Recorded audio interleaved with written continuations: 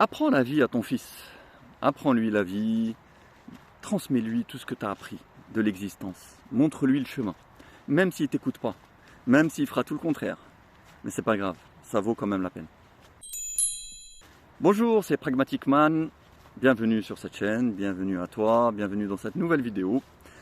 Si ce n'est pas déjà fait, abonne-toi. Clique sur la petite cloche, etc. Like, commente. Partage, blablabla, blablabla, tu connais la chanson, tout le monde te saoule avec ça. Donc je vais le faire aussi. Si c'est déjà fait, ben, bienvenue à toi de nouveau. Alors dans cette vidéo, comme je l'ai dit juste avant, il va s'agir de transmission, d'éducation, d'amour en fait, du père vers son fils. J'avais fait une vidéo sur le côté contraire. C'est-à-dire l'amour du fils envers son père, qui s'appelait Connais-tu ton père? Voilà, si tu ne l'as pas vu, je t'invite à la voir. Connais-tu ton père? Où je développais un peu l'idée qu'un fils, en prenant de l'âge, en avançant dans la vie, va découvrir un petit peu aussi ce qu'a dû traverser son père. Et que normalement, ça va procurer en lui un sentiment de tendresse envers son père. Il va dire finalement, mon père que je connaissais pas si bien que ça en vérité, ou que j'ai jamais surtout vraiment cherché à connaître et à comprendre, voire même que j'ai copieusement dénigré dans ma jeunesse, faite d'arrogante stupidité. Eh bien finalement ce père, maintenant je commence à comprendre un peu ce qu'il a dû vivre et ressentir lui aussi, parce que moi-même je commence à découvrir la vie réellement comment elle est, et que je tombe de haut. Et donc c'est quelque chose qui est susceptible de me rapprocher de lui. Et bien là, aujourd'hui dans cette vidéo, je vais parler dans le sens contraire, c'est-à-dire le père, comment il doit agir avec son fils. Je sais que je m'adresse à beaucoup d'hommes qui ont, je sais pas moi, on va dire la quarantaine, voilà, comme moi en fait, et qui potentiellement, pas tous évidemment, mais qui pour certains ont un fils, ou deux, ou trois, ou quatre, ou huit. 8 fils, ça m'étonnerait, il n'y en a plus beaucoup maintenant. Voilà. Des gars de 40 ans, 45 ans, même 50 ans qui ont 8 fils. Bah, si c'est ton cas, signale-le dans le commentaire. Alors, je te féliciterai, mais ça m'étonnerait. Bon, bref, donc, tu as un fils.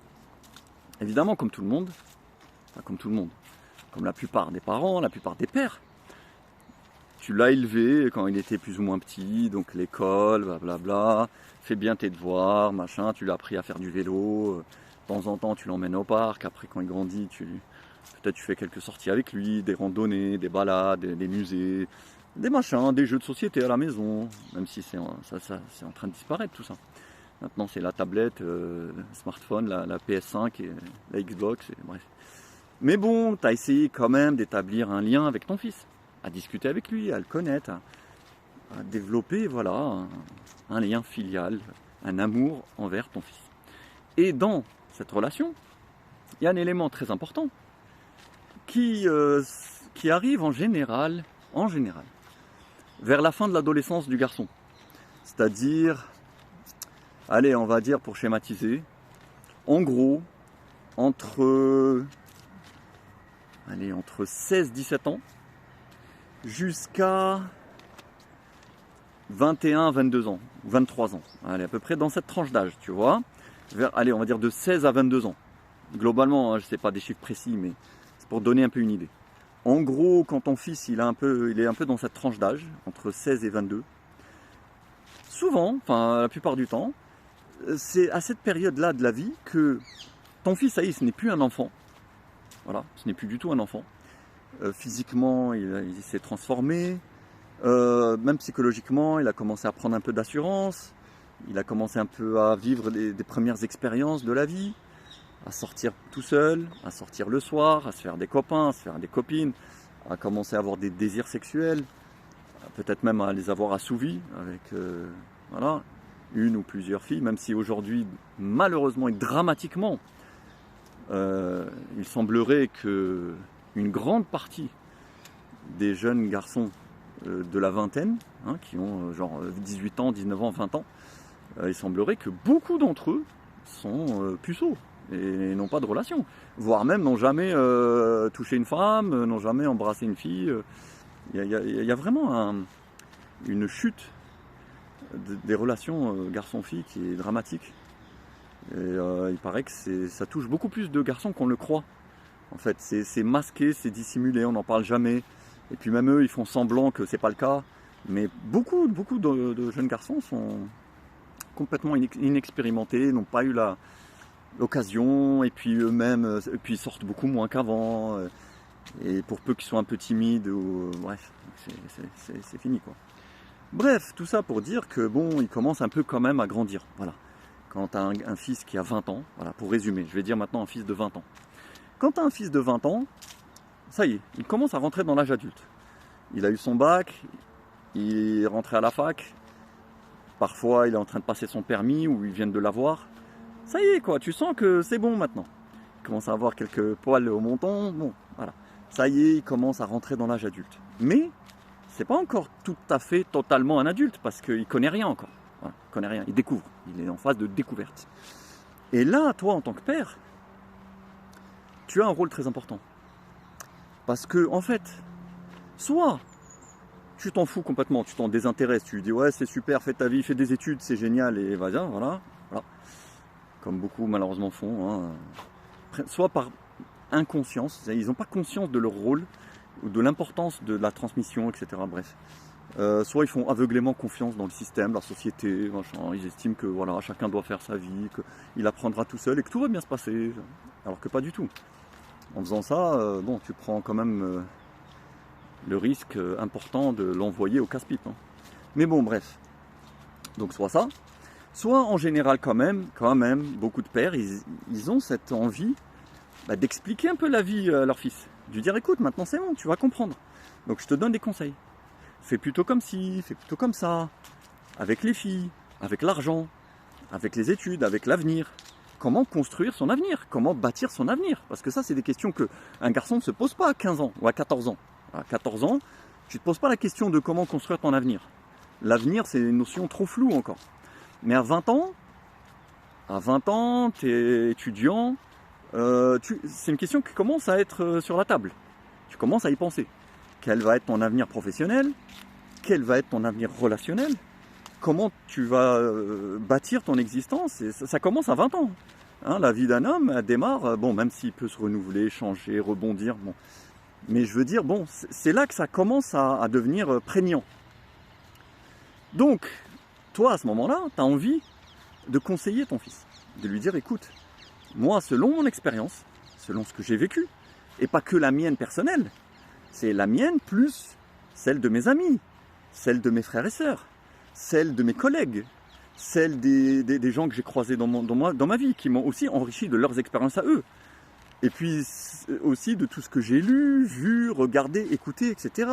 Sur tout un tas de sujets qui ont aussi complété et enrichi ma connaissance de la vie. Donc selon tout ça, qui commence à former quand même un capital important.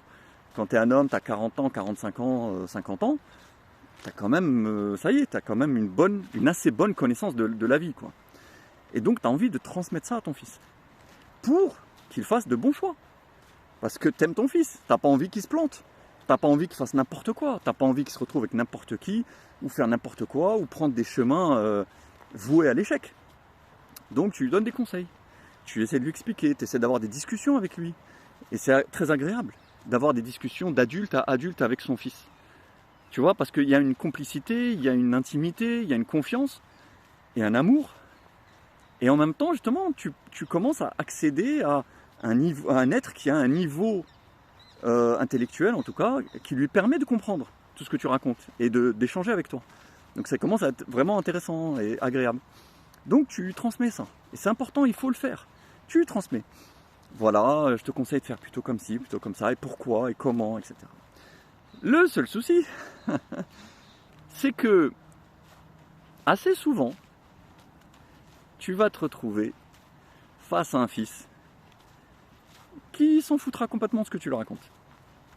Soit il sera indifférent, c'est-à-dire qu'il dira ouais d'accord, ok, mais tu sens qu'il ne donne pas beaucoup d'importance à ce que tu lui dis, tu sens qu'il n'est pas vraiment convaincu par ce que tu lui racontes, et donc tu sens que de toute façon, quoi que tu lui dises, il fera ce qu'il voudra comme il voudra, et voilà, il s'en fout de ce que tu racontes.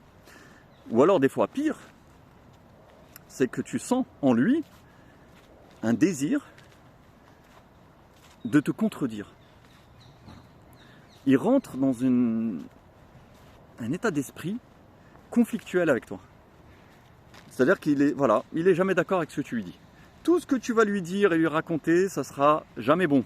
Il va toujours mépriser ça. Voilà, il va dire non, c'est n'importe quoi, tu te trompes, c'est pas vrai, c'est faux. D'ailleurs, il y a une étude qui a dit que blablabla. D'ailleurs, j'ai vu que voilà, il te reporte les vidéos qu'il a regardées ou les trucs qu'il a vus sur TikTok ou je sais pas quoi, ou des conneries, bref, qu'il a pioché à droite à gauche et il croit comprendre et savoir mieux que toi.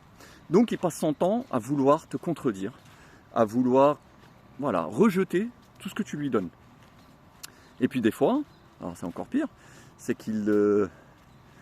ou alors il te dit non mais ça c'est propre à toi, c'est ton expérience à toi, c'est ton avis personnel. Donc chacun son avis, chacun sa vie, je veux pas être toi et je veux pas te ressembler, alors qu'il ne s'agit pas de ça. Il s'agit juste de lui dire, écoute, fais attention, il y a telle ou telle chose. Ou alors ça c'est important, ça ne l'est pas. Ou ça serait mieux pour toi parce que ça te permettrait, tu vois, il ne s'agit pas de vouloir qu'il soit un clone de nous-mêmes. Je ne pense pas qu'il y ait des pères qui soient vraiment dans cet état d'esprit. C'est vraiment par amour et générosité. Mais beaucoup de fils le prennent comme ça. Comme étant étouffant en fait. Comme étant quelque chose qui serait susceptible de les empêcher de vivre selon leur propre être, leur individualité. Voilà. C'est genre, oui, non, toi t'es comme tu es, moi je suis comme je suis, chacun son parcours et moi je veux pas être comme toi. Ok. Ou il y en a, alors encore pire, ils vont te reprocher tes échecs en disant, ah bah t'es mal placé pour me donner des conseils vu que t'as pas réussi telle ou telle chose ou que t'as mal fait telle ou telle. Bref. Bon là c'est le stade final, enfin, quand on arrive là, bon, malheureusement il n'y a plus grand chose à faire, il faut juste dire ok. Pas de problème, fais ta vie, essaye, tente, on verra tout ça dans 20 ans. Mais je pense quand même que, bon, il y a quand même des fils, il faut le reconnaître, qui, non, le prennent très bien, l'acceptent très bien, l'accueillent très bien, et ils en sont très heureux et très reconnaissants. Et ils suivent les conseils qu'on leur donne, et ça fait très plaisir pour un père. Ça fait très plaisir de voir qu'on peut transmettre quelque chose de positif à son enfant et que son enfant s'en empare, s'en saisit pleinement. Ça veut dire qu'il a confiance en ce qu'on lui dit et que c'est très franchement réjouissant et épanouissant pour un père de voir ça. Mais c'est relativement rare. En général, le fils a plutôt tendance à être soit indifférent, soit dans le rejet. Mais ce que je pense, c'est ça que je veux partager avec toi, c'est que pour autant, est-ce qu'il faut arrêter à ce moment-là d'être dans cet état d'esprit, d'être dans cette dynamique, de vouloir transmettre, de vouloir apprendre des choses à son enfant parce qu'on voit que bon, il veut pas trop. Est-ce qu'il pour autant il faut laisser tomber en fait, voilà, baisser les bras et dire bon écoute, débrouille-toi, fais ce que tu veux. Il y en a, ils rentrent dans ça, hein, malheureusement ils se découragent. Moi, je peux comprendre. Ils se disent bon bah, vas-y, tout ce que je dis c'est pas bon, tout ce que je dis t'es contre, tout ce que j'essaye de faire pour toi, pour ton bien, tu le balayes d'un revers de la main parce que tu es d'accord avec rien et que tu as tes propres conceptions, bref. Bah je laisse tomber alors, voilà, c'est bon, on parle plus de tout ça, fais ta vie, je m'en fous de ce que tu vas faire, vis comme tu as envie, puis je m'en fous, voilà, en gros, je pense que c'est une erreur de rentrer dans ça, c'est une erreur d'arriver à ce niveau-là, même si je peux comprendre, oui, c'est une certaine lassitude, certaine déception aussi, il faut être honnête. Mais je pense qu'il ne faut pas en arriver là. Je pense qu'il faut au contraire, en tant que père, après dis-moi ce que tu en penses dans les commentaires, hein, s'il y a des pères qui ont un enfant, un fils de voilà, 18 ans, 19 ans, 20 ans, 22 ans, qui connaissent un peu cette situation, ou d'autres qui l'ont vu autour d'eux. Je pense qu'il faut continuer, il faut persévérer. Voilà. Il faut persévérer, il faut quand même continuer, bon, sans trop les saouler, parce qu'au bout d'un moment, il va juste fuir, en fait, à un moment donné. Mais il faut quand même planter des graines. En fait, c'est ça, moi je le vois comme ça. Tu plantes des graines. Tu dis, écoute, ça, c'est une erreur. Ne va pas sur ce terrain, ne va pas dans ce chemin. Parce que ça va produire tel et tel et tel effet. Et c'est très dangereux et c'est très mauvais. Je te conseille plutôt de faire ça sera beaucoup mieux pour toi. Parce que ça t'apportera ça et ça et ça et ça. il faut continuer ce travail. Tu plantes des graines. T'inquiète pas, les graines, elles vont rester dans sa tête. Elles vont rester dans sa tête et elles vont être arrosées par la vie, par les expériences qu'il fera de la vie. Tout ça, ça sera l'arrosage des graines que tu as mis dans sa tête et desquelles vont germer ensuite de grands arbres de vérité. Voilà. C'est-à-dire qu'au bout d'un moment, même si au début ça l'embête, même s'il se dit non, non, c'est bon, je fais ce que je veux, voilà, et puis il n'a rien compris, blablabla. Mais quand il va commencer à goûter un petit peu à l'amertume de la vie réelle, et qu'il va se rendre compte qu'il s'est trompé, et il va se rendre compte que son père avait raison, en tout cas sur quelques aspects, il va s'en rappeler. Il va dire oui, mon père me l'avait dit, j'ai pas voulu l'écouter, il avait raison finalement. Parfois il n'osera pas venir te le dire, il n'osera pas parce que voilà, pour l'ego c'est difficile d'avouer son échec, son erreur, de dire voilà, tu m'avais prévenu, je le savais, mais j'ai fait quand même le contraire et je me suis planté comme tu me l'avais dit. C'est dur à admettre. Mais, vis-à-vis de lui-même en tout cas, bah, il sera forcé de le reconnaître. Et après, c'est pas, faut pas être là en mode ah bah voilà, tu vois, je t'avais bien dit, hein, bien fait pour toi.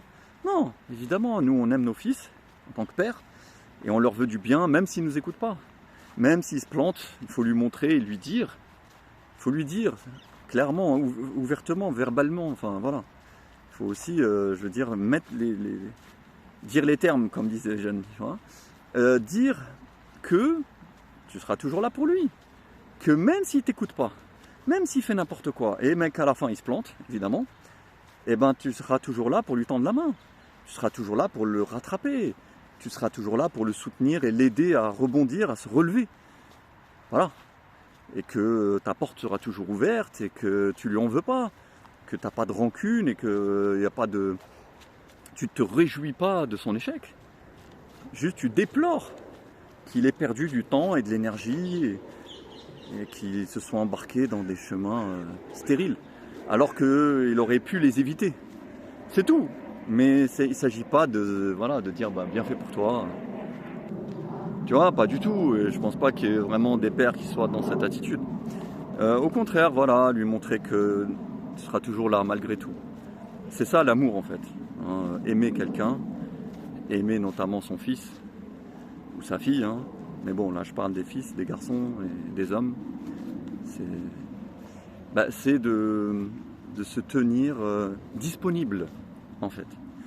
Des fois tu peux pas lui imposer de t'écouter ou lui imposer d'être convaincu par ce que tu dis ou de lui imposer d'avoir la lucidité de comprendre ce que tu racontes, ou même de lui imposer son propre bien, son propre intérêt.